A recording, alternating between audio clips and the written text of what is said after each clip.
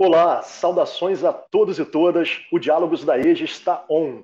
Eu sou o Daniel de Oliveira, professor da Rede Pública Municipal de Ensino do Rio de Janeiro e atuo na Gerência de Educação de Jovens e Adultos. Hoje, no terceiro episódio do Diálogos da EJA, nós vamos dialogar sobre educação antirracista na EJA.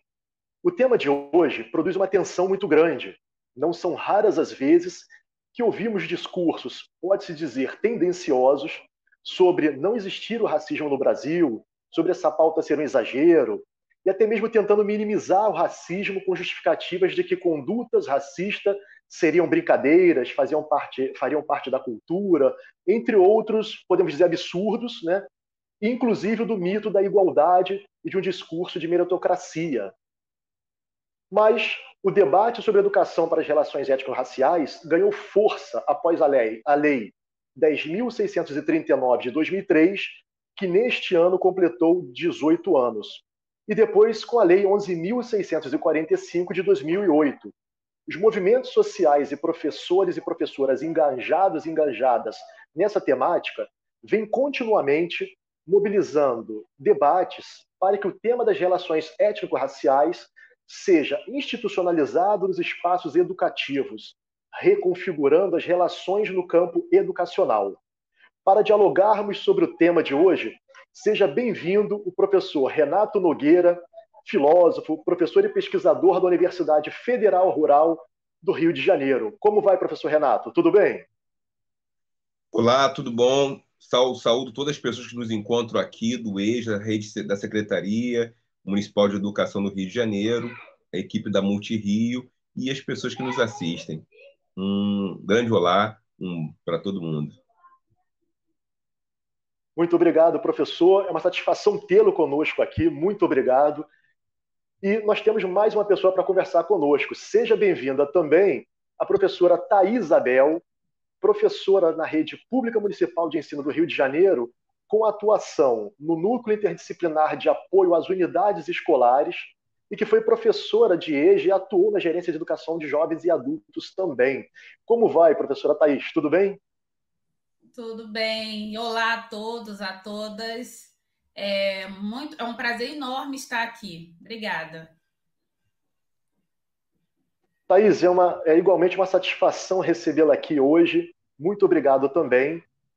E a nossa primeira questão para a conversa é sobre a visibilidade que tem hoje essa educação para as relações étnico-raciais.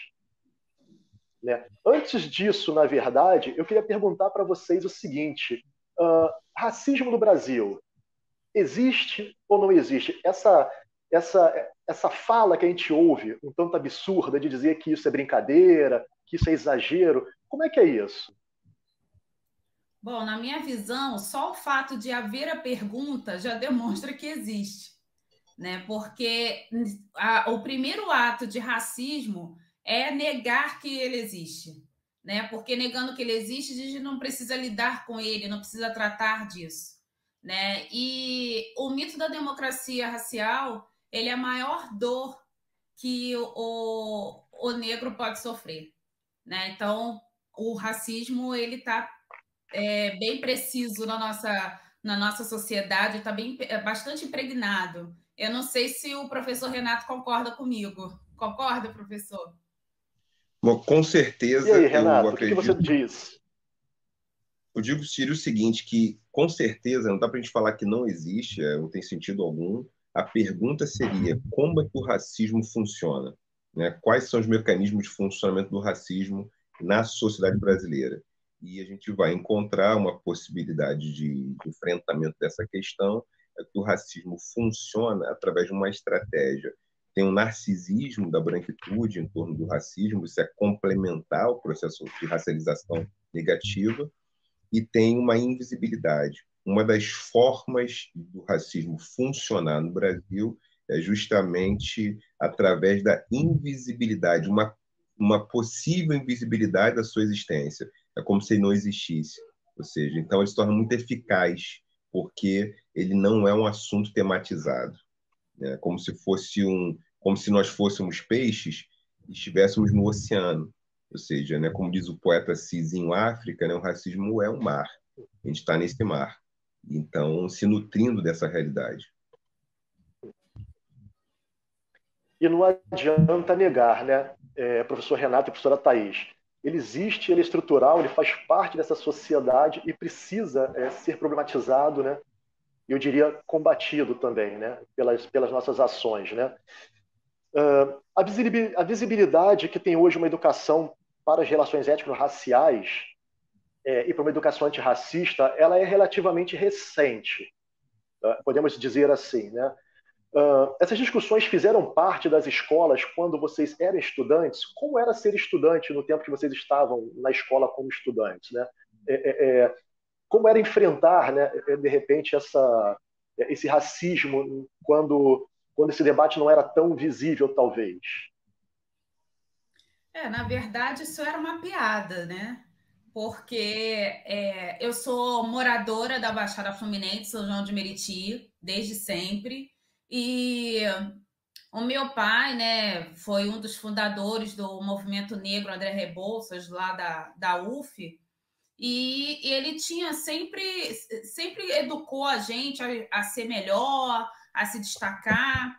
Então, eu estudava no melhor colégio que São João de Meriti poderia oferecer, um colégio de freiras alemães, né? Então, assim, esse debate ele nunca foi construído, muito pelo contrário, né? Feria diretamente a minha autoestima, porque eu era uma das poucas negras da turma, do colégio, e aí eu nunca estava satisfeita com o meu cabelo, nunca estava satisfeita com o meu corpo.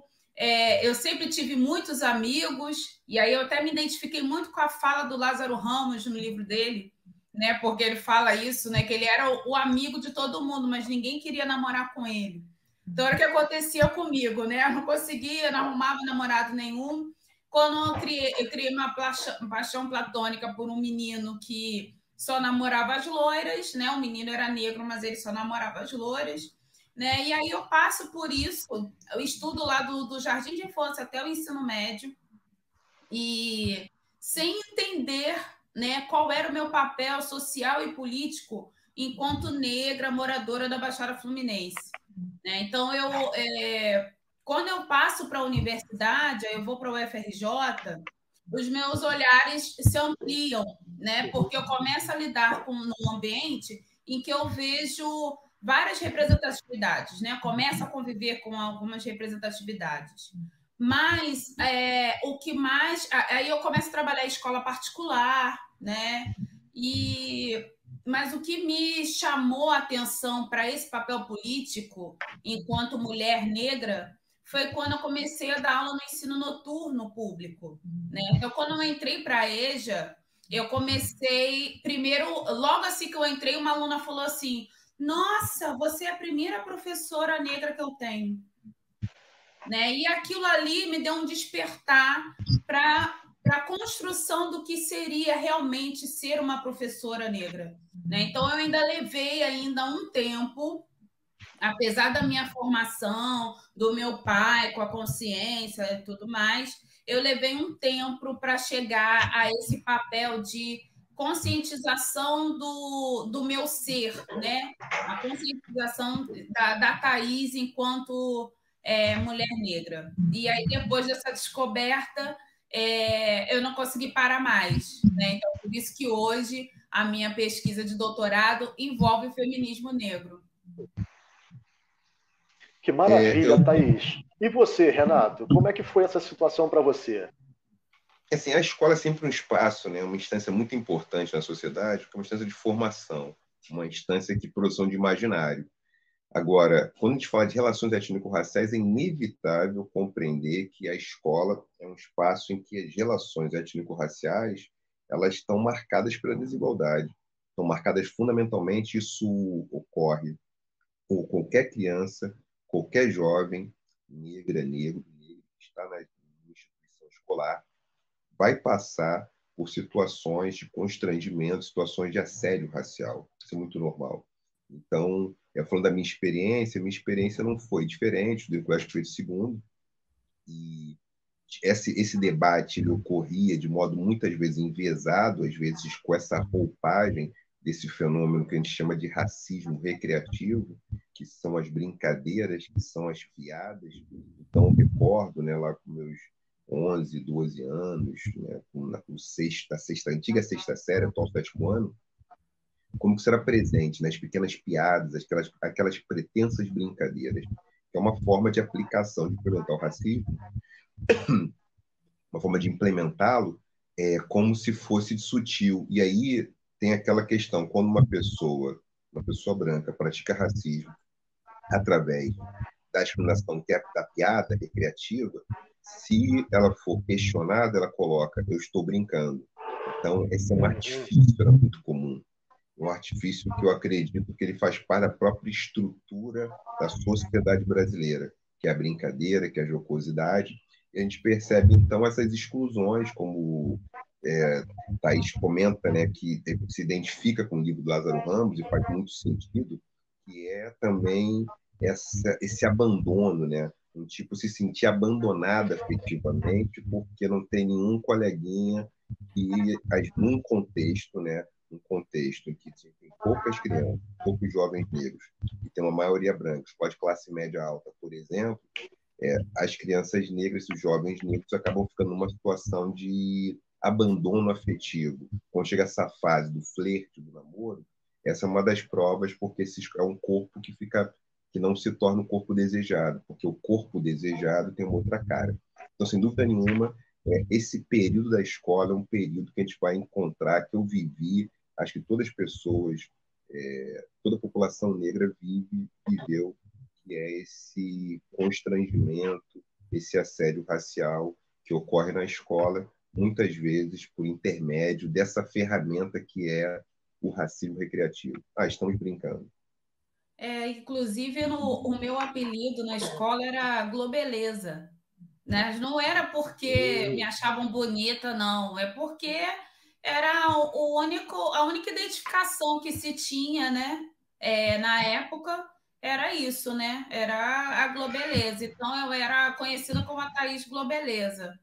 E mesmo assim, né? Isso não repercutiu na minha autoestima, né? Muito pelo contrário, né? Depredou a minha imagem, né? O meu entendimento como pessoa, né? Por conta da questão do corpo, né? Que a mulher negra também é muito pautada nessa questão do corpo. Né? Então, realmente, esse racismo recreativo, né? Que em muitas situações é confundido com bullying, no ambiente escolar é que acaba reforçando, né, essa ideia do o surgimento, a constituição do racismo. Isso que você fala, Thaís, é uma coisa bastante interessante. Né? São categorias diferentes. Né? Bullying e o racismo recreativo. Né?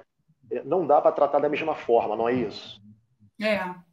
E aí, às vezes, a gente acaba operando, né, como se fossem iguais, e, na verdade, as pessoas não percebem como elas estão retroalimentando esse sistema racista, né, reinventando e confundindo, né, os tratamentos, os conceitos, né, as formas de lidar com o outro. Até porque, Thaís, me permita, Léo, Thaís falou uma coisa importante, que é o apelido, né? O apelido é uma forma de descaracterizar. Então, como é que funcionam experiências racistas? Como é que o racismo funciona? Algum tempo atrás tinha um personagem, um agente público, né? Que era chamado de japonês da Federal. As pessoas sabiam um pouco o nome dele, né? Alguns chamavam também o negão do Supremo, né? Para se referir ao ex-juiz do Supremo Tribunal Federal.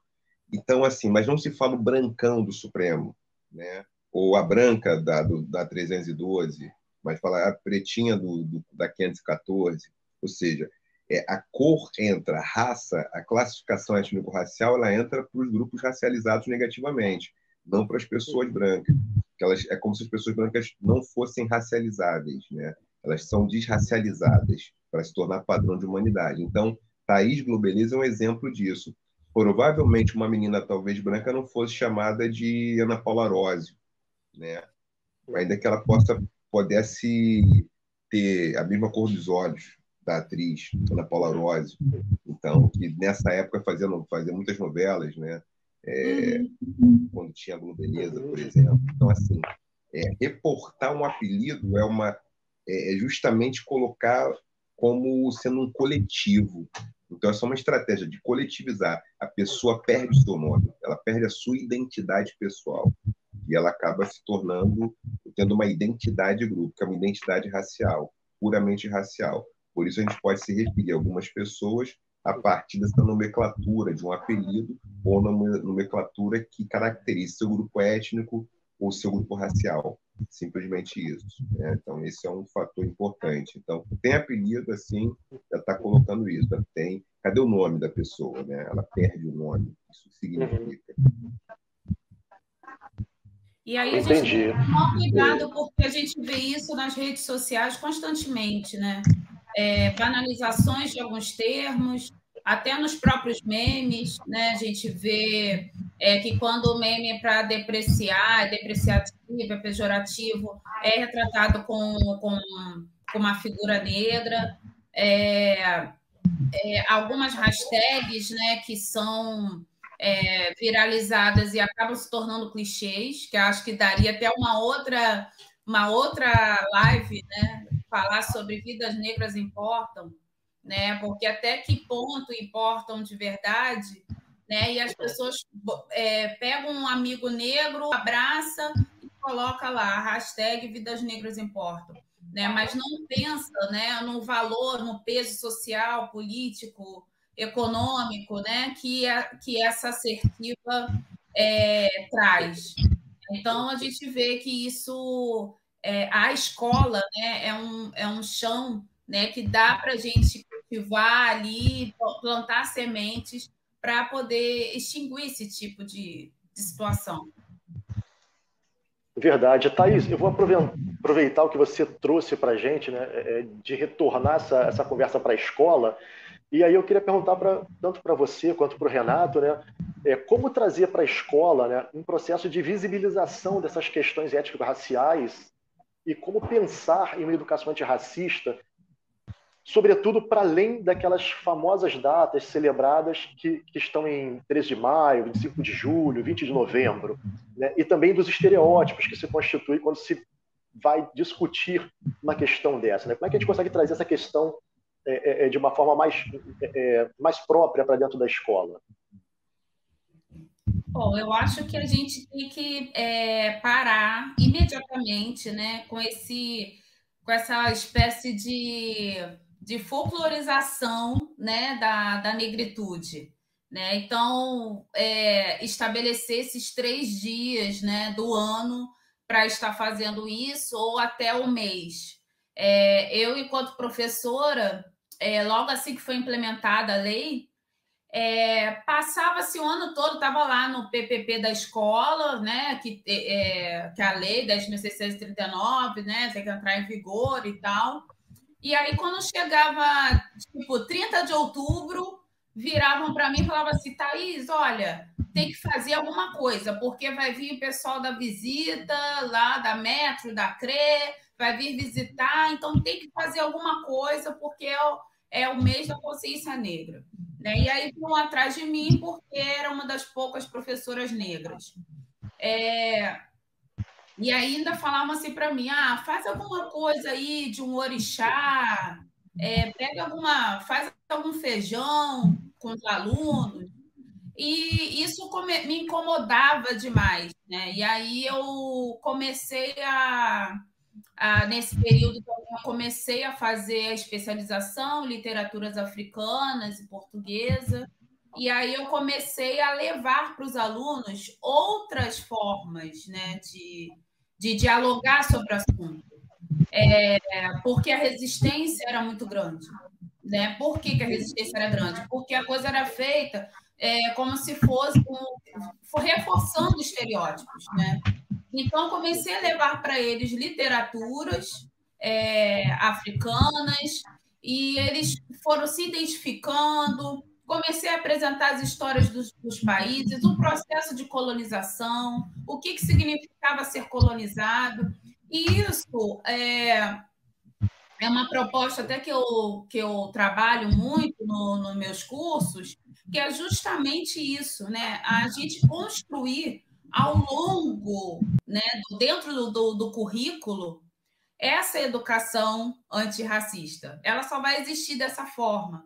Não adianta ela existir só 3 vezes, 2 vezes por ano. Então, ela tem que estar diluída em todo o cenário. É no mural da sala de aula, que você vai colocar o boneco, você vai buscar a diversidade. É no texto que você vai trazer para o seu aluno. É no mapa, no cálculo, no problema matemático, a situação do cotidiano. Então, tudo isso tem que estar entrelaçado, isso tem que ser pensado 24 horas do dia, né? A gente precisa pautar, né, essa educação antirracista até por conta do ponto de vista interseccional, né, que a gente tem, principalmente na educação de jovens e adultos, a maioria que compõe o corpo discente é de mulheres negras, né? Então, o que o EJA pode fazer para ajudar essas mulheres?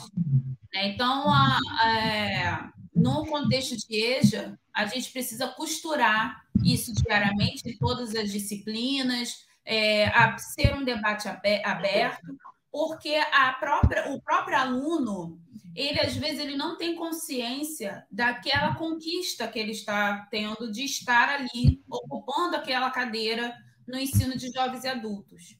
Então, eu acho que a construção antirracista nas escolas, ela começa daí, né? Assim, nós, professores, podemos estimular isso com os alunos.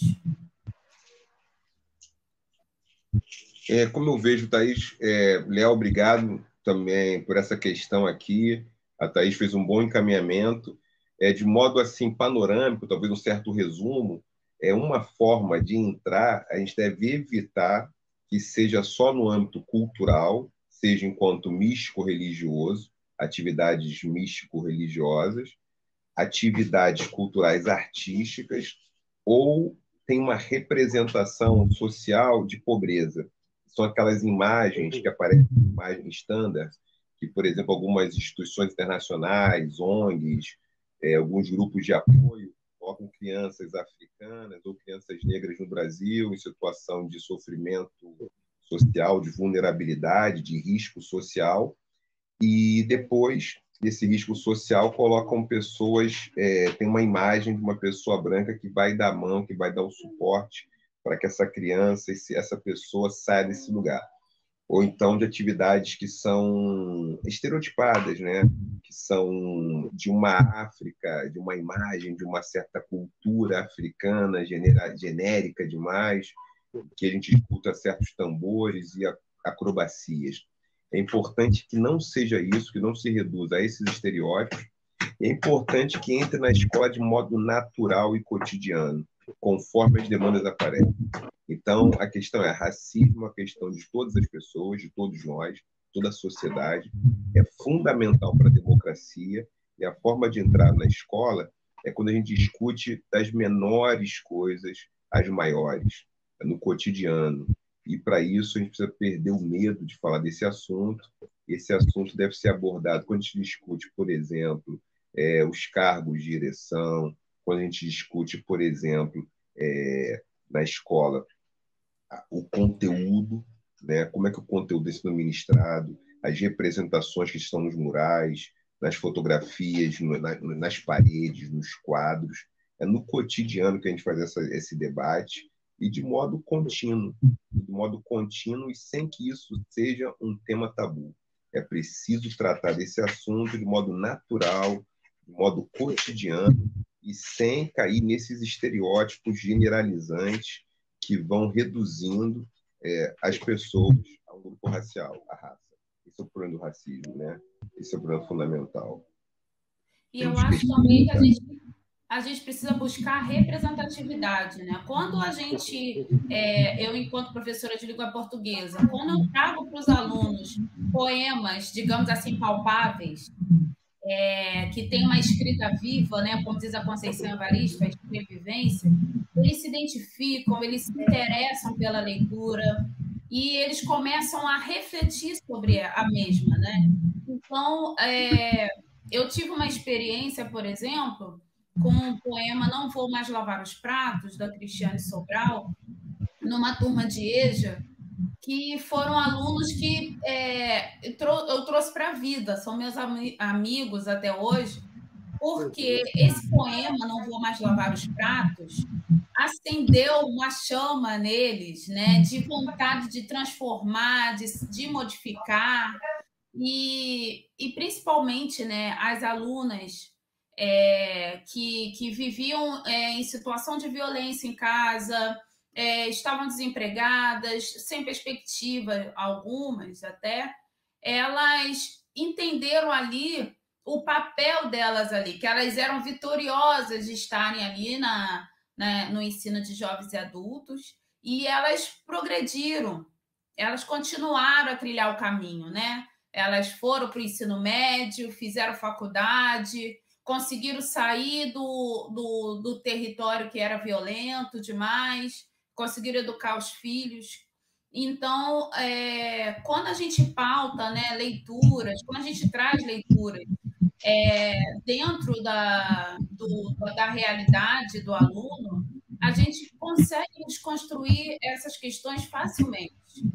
Porque aí o que acontece? Quando a gente trabalha com jovens e adultos, a gente trabalha essa conscientização, a gente está plantando uma semente ali para que gerações futuras já não carreguem tanto o estigma, o estereótipo, né? E aí vai ampliando essa rede. Então, eu acho assim, de suma importância essa fala do professor Renato, que é dessa educação fluir, né? Ela tem que ser fluida, né? Através dos contextos, né?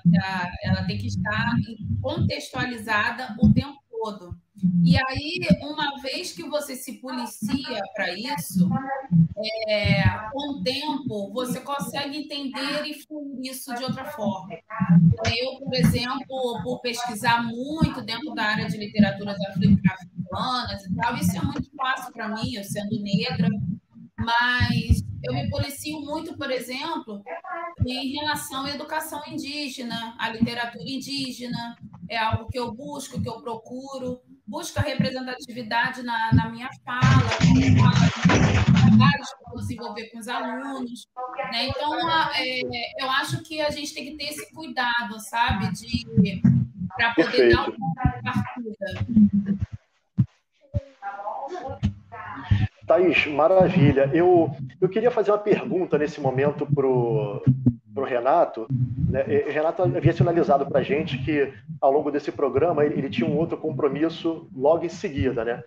E eu não queria deixar, né, se ele tiver realmente que sair logo, eu não queria deixar de fazer uma pergunta para ele, para depois retornar para você e continuar uma pergunta que eu também pensei a partir do que você tem falado para a gente. Então, Renato, o amor, né, que inclusive virou tema de um livro recente seu, onde entra o amor dentro dessa discussão das práticas antirracistas, né, e de uma educação para as relações étnico-raciais?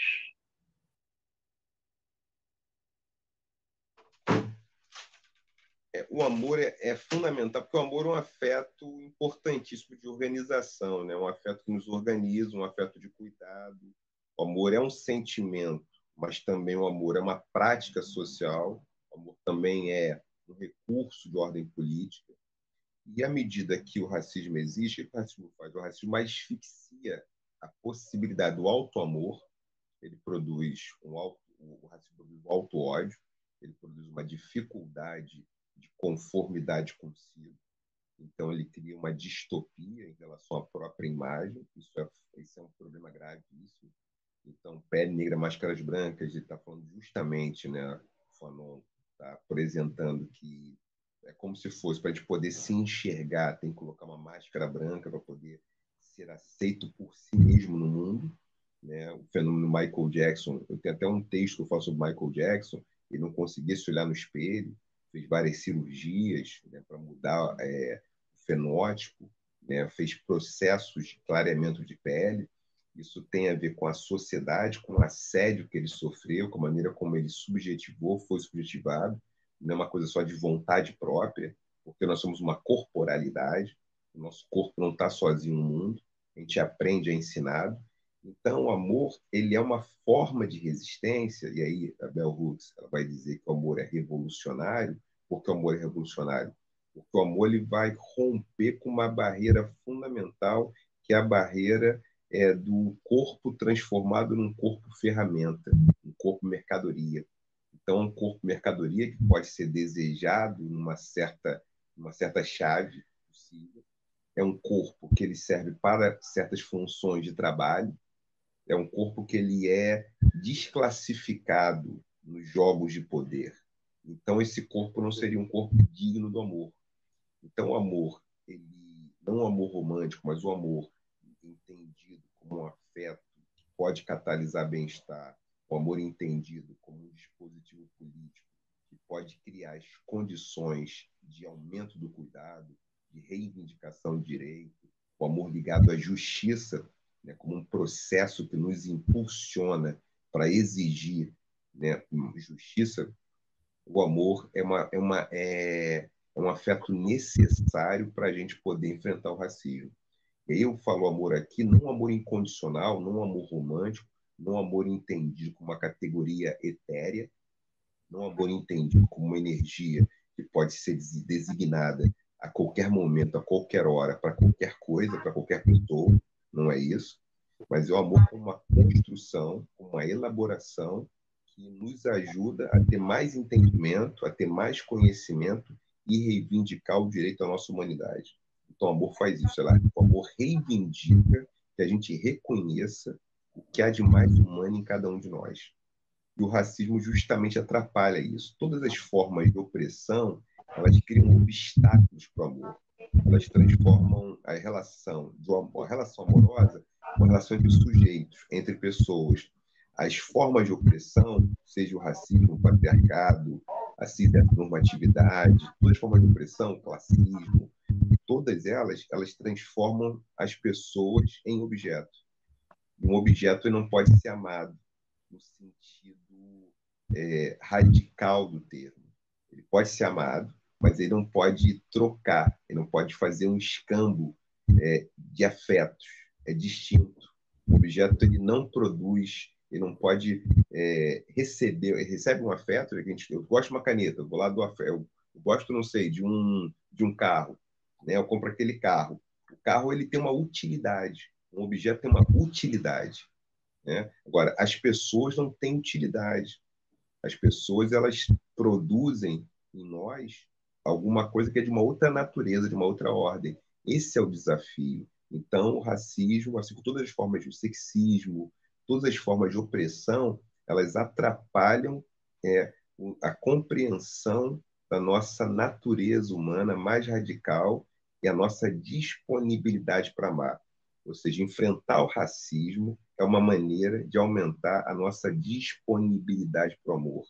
Porque o racismo, pelo contrário, ele vai cegando, ele vai, de uma forma, vai criando inflamações afetivas que vão dificultando que a gente possa responder à altura daquilo que o amor nos pede, que é encontrar os nossos limites mais humanos.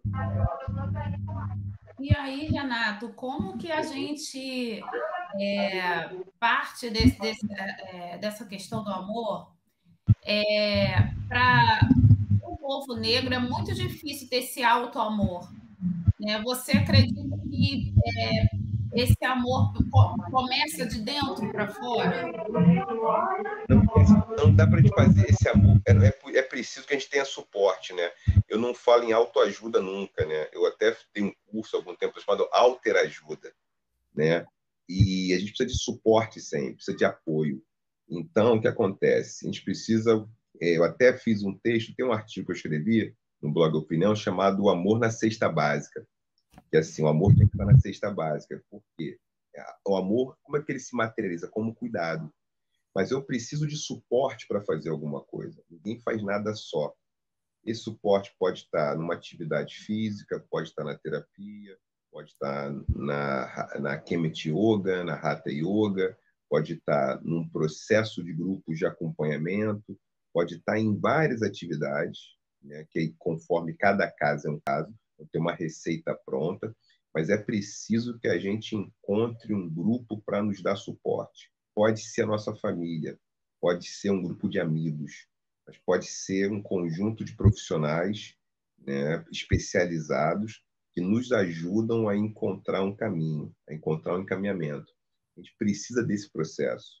É um processo de cura, porque o amor, ele sem idealizações, sem romantismo, sem fantasias mirabolantes, mas o amor produz as possibilidades de um equilíbrio afetivo. Se a gente falar no racismo, ele nos desequilibra afetivamente, faz que a gente possa implodir, possa explodir. O que o amor faz é criar um ambiente homeostático, um ambiente equilibrado, serve para isso. Então, uma batalha para manter esse ambiente. Agora, isso não se faz sozinho. É necessário que a gente tenha suporte para esse empreendimento, que a gente tenha apoio, que a gente tenha ajuda. E ajuda não é nossa. Eu posso ter autoconhecimento, eu posso ter autointimidade, mas esse processo, ele às vezes, ele precisa inevitavelmente de uma alterajuda. Se o alto sou eu mesmo, né, me conhecendo, tendo intimidade comigo, alter é o outro, eu preciso de um apoio para fazer isso, até para que eu possa conhecer metodologias para fazer isso, para encontrar esse caminho. Então, uma forma de enfrentar o racismo também, gente, não é só a gente fazendo as militâncias, debatendo, mas é às vezes você tendo uma hora naquele dia para você fazer uma atividade física, ou você cozinhando, preparando uma comida que não seja processada. Isso é uma forma de enfrentar o racismo, uma forma de conservação de um corpo com mais prazer, com mais bem-estar, com mais saúde. Ou seja, não cuidar da saúde é um dos impactos que o racismo traz. Ou seja, é não cuidar de si, é não se enxergar, é não usar os produtos mais adequados para o seu cabelo, para o seu rosto. Então, é muito importante que a gente tenha isso em mente. A gente precisa fazer esse percurso. E, para isso, não adianta só a força de vontade. A vontade, às vezes, ela muda de ideia, né? Precisa de apoio, de suporte, de planejamento, de rota, de uma rota de curso. E, se não conseguir fazer sozinho, que não vai ter como fazer sozinho, pedir ajuda para aquelas pessoas que você confia. Ó, poxa, como é que eu faço? Quem já fez? Esse é o caminho. Então, amor é fundamental. Mas isso é tão difícil para as mulheres negras, principalmente, porque... É isso que eu ia perguntar, Thaís, né? Por conta desse estereótipo que a mulher é guerreira, que ela consegue, que ela faz tudo, o que mais tem afetado a saúde mental das mulheres negras é isso, né? Essa questão essa coisa de que tem que dar conta de tudo e muitas vezes recebe aquele tapinha nas costas, você é guerreira, você consegue, mas não tem uma rede de apoio. E aí, como lidar, né, com o autocuidado, como entender isso como uma prioridade? Né? Assim, problematizando, porque realmente é uma questão muito delicada e inalcançável para muitas mulheres, né, que estão ali no corre diário, né, trem, e trabalham, cuida do filho da outra, né, da mulher branca lá, trabalha, volta para casa, às vezes tem que deixar seu filho com o filho mais velho com o mais novo, mesmo que esteja doente. E aí, como que essa mulher, né, ela consegue ter esse olhar para ela, sem ter a culpa? Né? Eu carrego uma culpa danada quando eu paro para fazer alguma coisa que não seja estar cuidando de alguém. Né? Então, essa construção que é feita, né, em torno da mulher e principalmente da mulher negra é algo que vai adoecendo a gente constantemente, né? Vai afetando a nossa saúde mental e aí a física acaba não acompanhando também. Thaís, se você me permite... Eu vou despedir daqui a pouco, vou ter agora Isso, Renato. outra atividade agora. Desculpe, Léo, Thaís, deixo um abraço carinhoso para todas as pessoas que nos assistem. O que eu diria, Thaís, em relação a isso? É preciso que a gente acione mais grupos de apoio. A terapia é um setting importante, seja qualquer linha, seja análise, o que você puder fazer para melhorar a sua saúde mental. E a gente precisa abandonar essa fixação neurótica por classificar as pessoas por atividades que são pontuais e circunstanciais. Não pode dizer que uma pessoa é guerreira quando ela está fora da guerra. Você é guerreiro quando tu está na guerra. Agora, fora da guerra não é guerreiro, né? Você, dentro da sua cozinha, você é cozinheiro. Saiu é outra coisa. Na sala eu sou professor, saiu sou outra coisa. Então é muito ruim essa fixação neurótica que causa um tipo de obsessão por colar a humanidade de uma pessoa a um dispositivo funcional específico, que é o ato de resistir, de guerrear. Isso é um problema gravíssimo. Nós somos sempre vulneráveis. Reconhecer nossa vulnerabilidade é fundamental para que a gente tenha força para poder amar, para poder nos encontrar, para poder construir uma sociedade mais justa, um mundo mais democrático.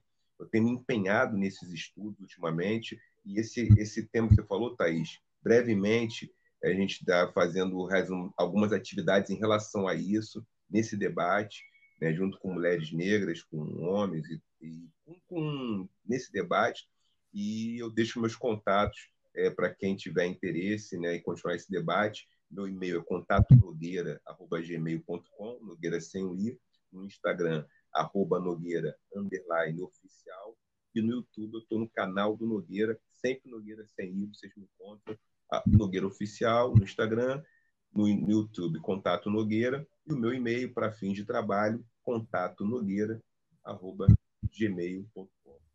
Então, agradeço muito esse momento, essa oportunidade, fico grato por esse debate. Preciso realmente ir agora, mas vou com o coração aqui, apertando e abraçando todas as pessoas que estão conosco. Um abraço carinhoso para a Thaís, para Léo, para Guilherme, toda a equipe da Multirio que tornou esse evento possível. E é isso.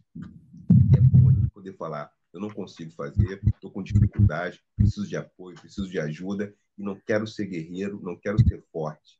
É bom ser forte quando podemos ser forte, é bom ser fraco, porque sempre a gente é fraco também, e sempre a gente pode ser forte em alguns momentos, mas, sobretudo, somos humanos, e essa é a única resposta possível para enfrentar as opressões coloniais que a gente vive, é recuperar, restaurar a nossa humanidade. E, para isso, uma dose de amor é indispensável.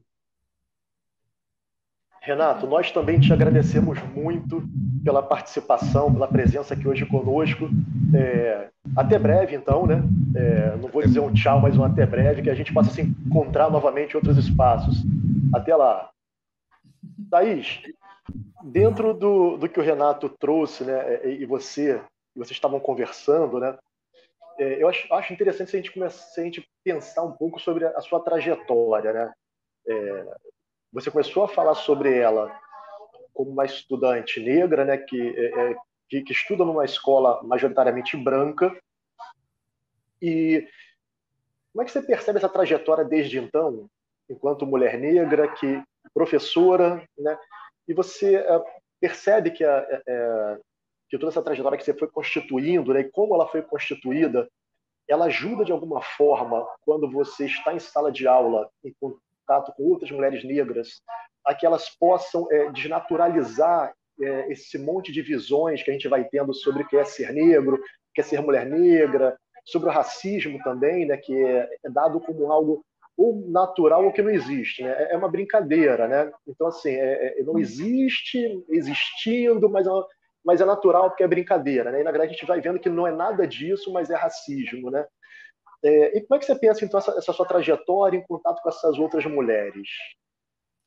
Então, Daniel, eu tinha uma autoestima tão baixa que eu não demorei a me dar conta que eu poderia servir de espelho para outras pessoas, né? Eu não me sentia, não me via como um exemplo, né, a ser seguido. Mas hoje, quando eu entro em sala de aula, eu já penso diferente. Eu posso mostrar para as minhas alunas, para os meus alunos, que é possível conseguir o que quer. E é através do estudo, né? Então, eu sempre planto isso, né? De que é estudando que consegue. Né? Eles observam bastante a gente, eles observam o jeito que eu estou vestida, eles observam o meu carro, né? E aí eu faço eles olharem para isso e pensar que é possível eles também conseguirem, eles também conquistarem o que desejam. E, e aí hoje eu sou, na verdade, uma tiazona, né? Porque eu me envolvo com os alunos bastante, porque já é do meu entendimento que a sala de aula não é só conteúdo, e eu acho que o professor de EJA já tem essa percepção que nós não somos só conteúdo, e aí a gente tem um papel social muito importante na vida desses jovens e desses adultos, e é um papel de referência.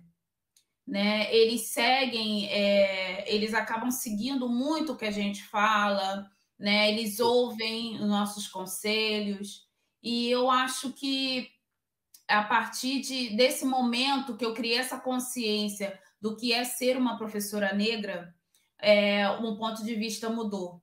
Porque eu penso até no jeito que eu vou me vestir, as palavras que eu vou utilizar no quadro, que vão atraí-los e fazê-los entender o processo de crescimento de cada um. Então, eu hoje, enquanto professora, eu pleiteio muito isso, que eles se politizem, né? Porque com a politização vem a consciência e a vontade de fazer diferente, de romper os estereótipos e de construir uma nova perspectiva, né? Deles entenderem que há um mundo lá fora que não os quer, mas que vão ter que engolir. E aí eles vão dar o pontapé na porta para poder entrar nesse espaço, que eles têm condições para isso. Né? Então, eles se chocam, às vezes, quando eu falo que eu moro na Baixada Fluminense, né, desde que nasci, né, porque estão acostumados com professores que vêm de outras realidades. Né? Então, eu tento naturalizar bastante a minha pessoa, né? Falar também que sou mãe solo, que a minha filha tem deficiência, autista.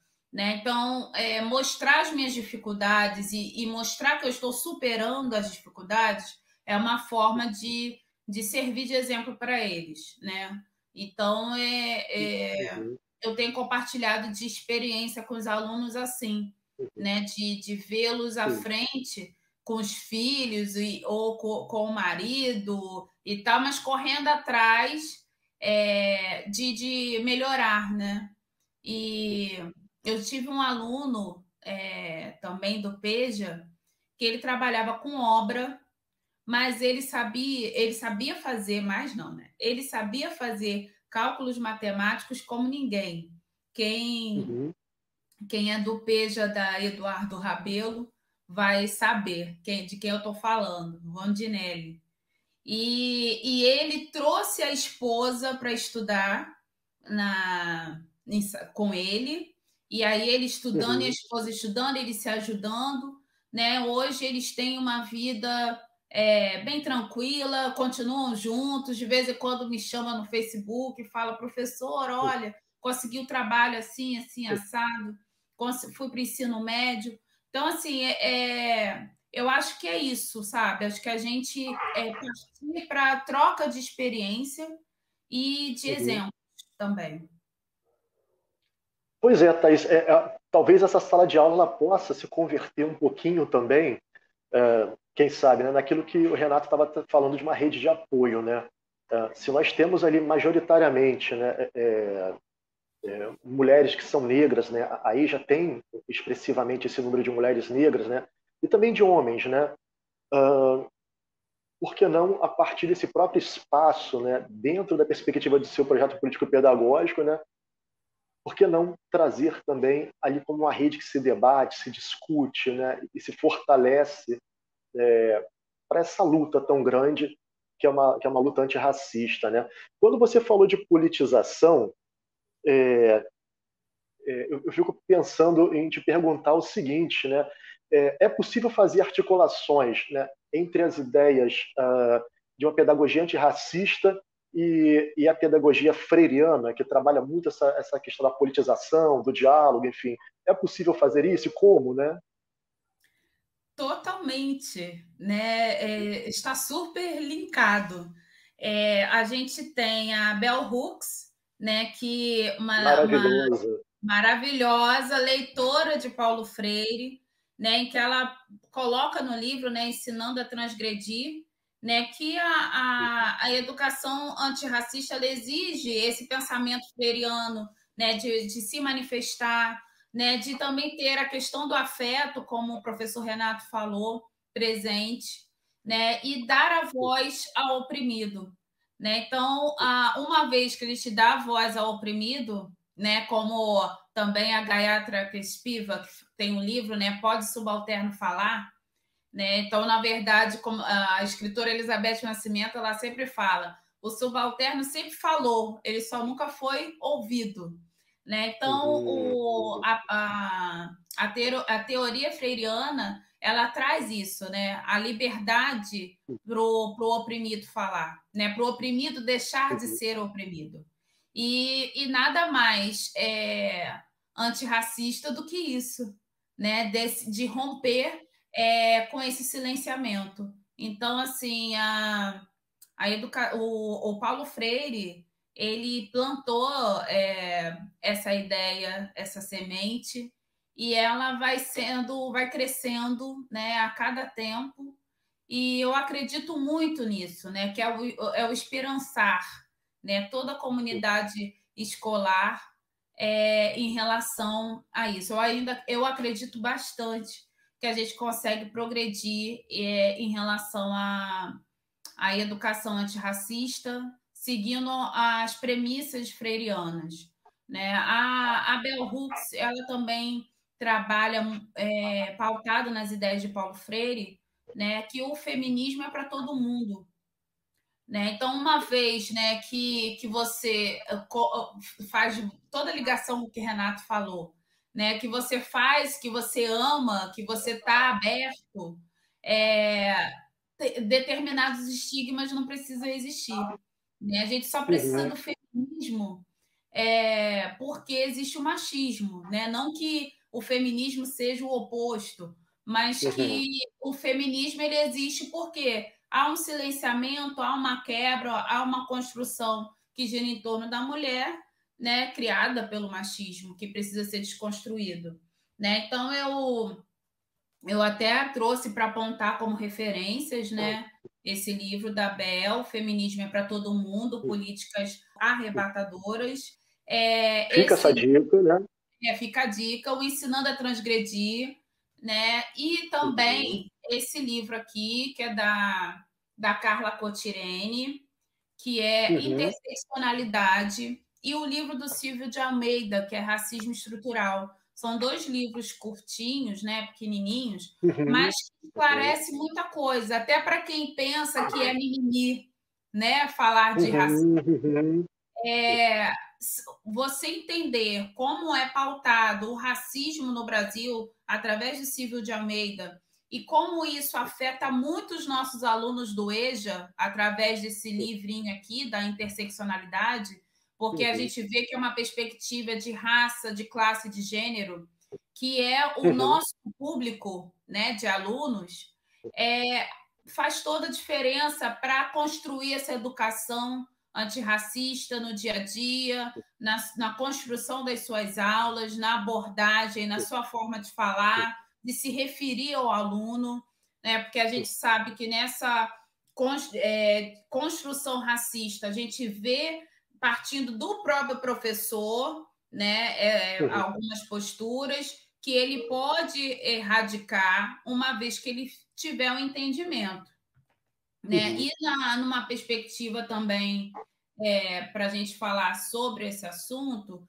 tem esse aqui, que é o Dororidade, da Vilma Piedade, que ela cunha esse conceito, né, de dororidade pautado nas mulheres negras, né? Uma vez que só as mulheres negras compartilham da mesma dor, né? Que é uma dor ancestral, né? A gente traz a história da escravidão, a gente traz as dores da escravidão, ela perpassa gerações, e isso vai sendo desconstruído.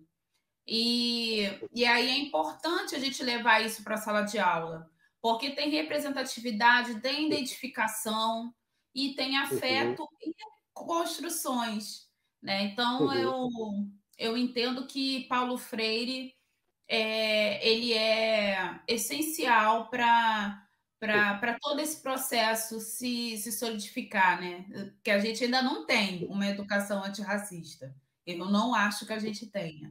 A gente está caminhando. E nós precisamos, sim, e nós precisamos estudar esse tema, né, Thaís? E eu acredito que você traz aí uma referência bibliográfica, né, que é bastante substancial e que ela pode ficar como uma dica, né, tanto para os centros de estudos de professores, né, estarem esses textos presentes, né, para os nossos estudos, né, como também isso fazia parte de um conteúdo de sala de aula, né? A gente também pode estudar junto com nossos estudantes essas obras, esses conceitos, né?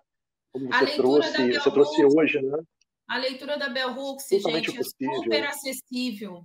Ela é uma leitura que dá para fazer com os nossos alunos da EJA tranquilamente, né? São textos curtos, com uma linguagem bem popular, e é de fácil entendimento, então é bem interessante, né? E para quem também se interessa, né, partir para poesias, contos, né? A Conceição Evaristo, ela trabalha o conceito de escrevivência, né? Que é essa escrita da vivência da pessoa, né? Então o aluno se identifica e ele se sente livre para escrever, né? Então, ele também compartilhar, abrir esse espaço na sua sala para que o aluno possa compartilhar da dor dele, das aflições dele e transformar esse limão numa limonada, né? Então, assim, pegar essas vivências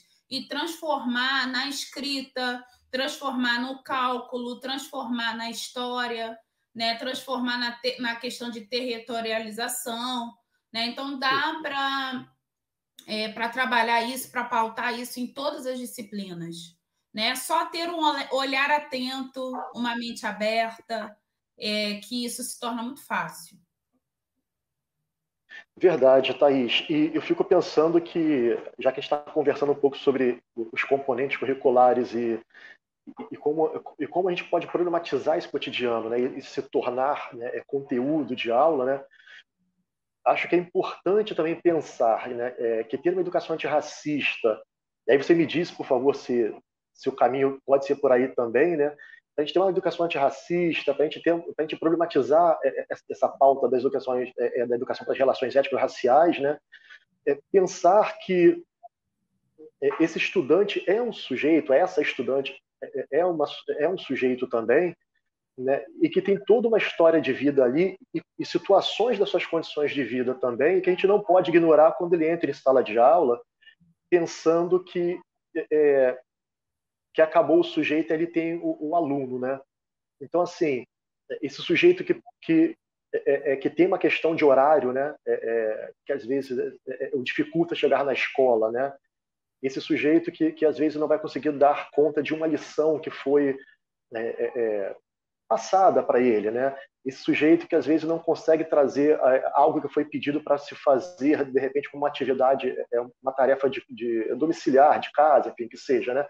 E que ele tem que trazer, e quando isso não acontece, né, não pensar apenas como aluno, mas pensar também como esse homem trabalhador, essa mulher trabalhadora que é mãe, às vezes é mãe solteira, e às vezes é somente ela que traz o sustento para o lar, né? Porque acho que isso também precisa estar na sala de aula, né? Como condição de ser uma prática antirracista. O que você pensa? A gente consegue trabalhar por aí também?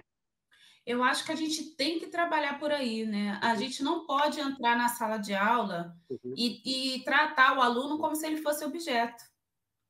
A gente está trabalhando justamente ao contrário, a gente quer trabalhar para que ele deixe de ser objeto e passe a ser sujeito da sua própria história, que ele tenha orgulho da sua trajetória e que ele queira traçar novos rumos, né? E que sejam satisfatórios a ele, né? Então, a gente não pode entrar e simplesmente tratar o aluno como objeto. Eu acho que se um professor tiver esse pensamento, ele precisa repensar o seu lugar, né, de profissão e de atuação, porque ser professor, principalmente de EJA, é justamente trabalhar isso, para trabalhar esse sujeito e que esse indivíduo seja sujeito da sua própria história, né, e que ele entenda que ele não vai mais fazer esse papel objetificado, né? Que ele tenha, que ele transforme, né? Então, eu acho que você tem toda a razão. Eu acho que a gente precisa estar com esse olhar atento para que essa história de vida dele possa ser transformada ou aprimorada, mas que ele tenha orgulho da trajetória dele, né? Porque a trajetória ruim, bonita, difícil ou não, é a história dele, né? E aí, ele tendo consciência dessa história, da sua constituição enquanto indivíduo, ele consegue caminhar e construir futuros, né? Digamos até no plural, né? Maravilhoso, Thaís. Thaís, o nosso diálogo ele está muito bom, né? Ele está ótimo, na verdade, né? Tanto com você quanto com a participação do Renato também, que teve que nos deixar um pouquinho mais cedo, né? Mas a gente está chegando ao fim, né? E aí eu quero agradecer especialmente, né? Já tendo feito o agradecimento ao Renato, né? Mas eu reitero aqui o agradecimento a ele, né? Pela disponibilidade dele. Eu quero fazer um agradecimento especial também a você, né? Por essa parceria você que já foi professora da EJA, você que já esteve conosco na gerência, né, e que hoje está no NIAP, né? Quero agradecer muito a sua participação conosco nesse programa, né, e acho que foi fundamental para a gente pensar as relações étnico-raciais aqui, uma educação nesse sentido, uma educação antirracista. Então, muito obrigado pela sua presença e participação. Obrigada, eu que agradeço, né? Lembrando também, né, que a gente tenha o texto da Lélia Gonzalez, né, para fazer leituras, para estar refletindo sobre isso, né? A gente tem Sueli Carneiro, né? A gente tem algumas pesquisadoras bem importantes, né, dentro no nosso cenário brasileiro, né? Isso é importante também ratificar, né, que não é uma discussão que só vem de fora, né, da Bell Hooks ou Angela Davis, né, mas a gente tem também essas pesquisadoras, todas elas passaram por Paulo Freire, e eu agradeço muitíssimo esse momento de reflexão. É muito importante estarmos pensando nisso constantemente. Diálogos da EJA só tem contribuído, né, e ampliado cada vez mais a percepção dos professores. Eu agradeço a todos que estão presentes, ouvindo. Peço que compartilhem para a gente espalhar sementes, espalhar reflexões. No meu Instagram, eu tenho declamação e dicas de livros que podem ser trabalhados em sala de aula, né? E meu Instagram. Diz seu Instagram para a gente, Thaís. Meu Instagram é Thaís Abel. É fácil. Só que no lugar depois fácil, do S né? de Thaís tem dois S's, né? Thaís Sabel, né? Como se fosse assim. E aí vocês podem visitar lá, porque aí lá vocês vão entender um pouco do meu trabalho também, que é pautando a maternidade atípica, né? Que é de mãe de pessoa com deficiência, e a questão de raça e gênero também pautada em cursos e tudo mais. E agradeço a oportunidade, Espero encontrar vocês brevemente, né, presencialmente, né? E é isso, gente. Todos nós queremos isso, né? Esse encontro, né? Tão logo for possível. Vamos acabar então, logo essa pandemia. Ela precisa acabar, isso é verdade.